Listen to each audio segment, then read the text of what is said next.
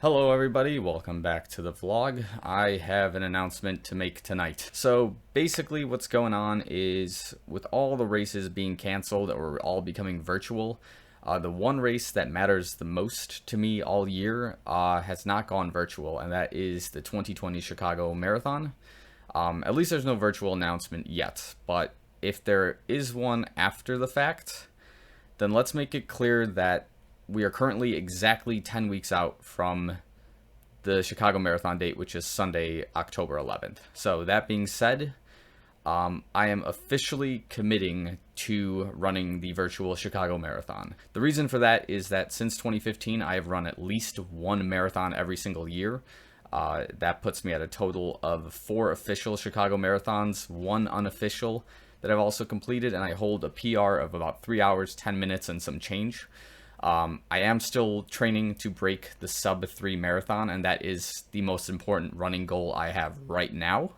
And that being said, taking the year off from marathon training does not seem like the option right now. So basically, my longest run since the lockdown has been about 14 miles, and I did that on Easter.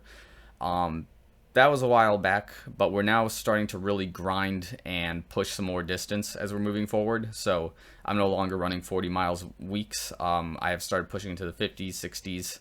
I am looking to break a baseline of about 70 to 80 miles average per week. Hopefully get to 100 closer to the end of September before we taper down. And yeah, basically within the next 10 weeks, try to run the sub 3-hour marathon. Is it probable? Possibly unlikely given the circumstances of not having races and a lot of heavy volume training, or having that volume training that I'm supposed to have early in May and June.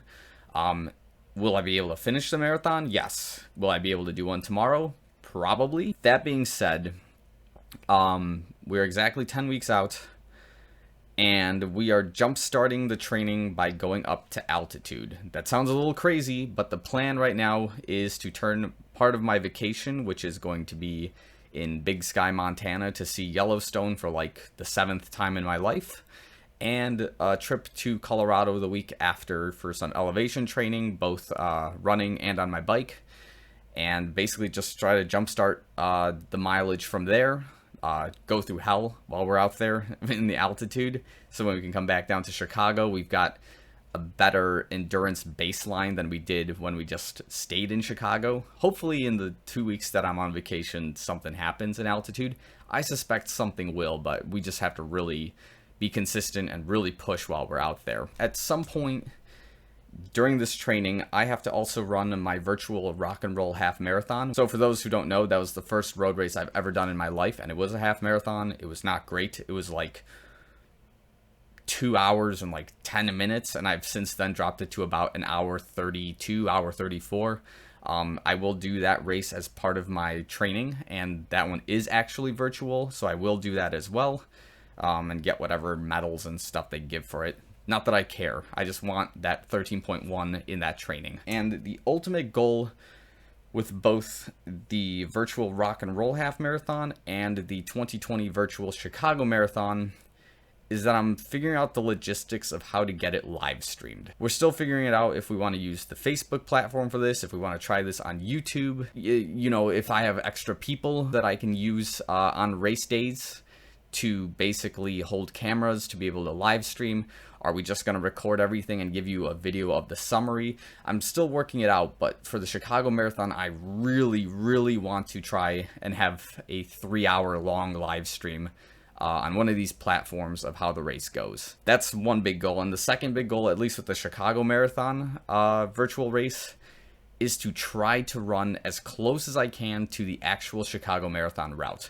Now, again, there's logistics issues with this, that most of the race is a road race. There's a good chance we might be running, let's say, if I got somebody following me on a bike, that won't be a big deal. But if we got somebody who's live streaming from a car and we're going down a one-way that's going the wrong way, that's going to cause some issues, right? So there might be some modifications involving the lakefront path during this race, which is a good move because there's not a whole lot of congestion and a whole lot of traffic lights on the lakefront path, so it could make up for a good 10 to half marathon Y's worth of distance if we so chose to go that route. But I would like to keep it as close as I can to the actual course. So yeah, by the time you see this video, I will most likely be on a plane to Big Sky, Montana. And that's where I hope we can start this new series, which is breaking the sub-3 Chicago Marathon in 10 weeks.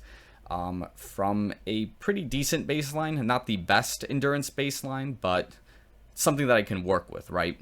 So hopefully, if all goes well, I can put out a video like every day or every other day of how things are going. If it just so happens that we just train and party and have a good time the whole time and you just get videos after the fact, sorry. I mean, it is what it is, right? I would rather give you guys a video daily on that case, though. So that's realistically all I wanted to talk about. I don't have any new running footage, no new gear that I want to really show off. Actually, I've got something I could show. This is my new pair of Peg 37s. They're the white model with the colors on them. I hate them in a good way. I've got blisters on my feet right now from basically busting these out. But yeah, we'll be taking them for altitude training. We're going to see how everything goes with them moving forward. And of course, I will bring a special pair of shoes with me as well to Colorado for a time trial, which is actually going to be around a very specific lake out there. The trail is like over 20 miles long, so I do want to do a 20-mile run out there in this particular shoes.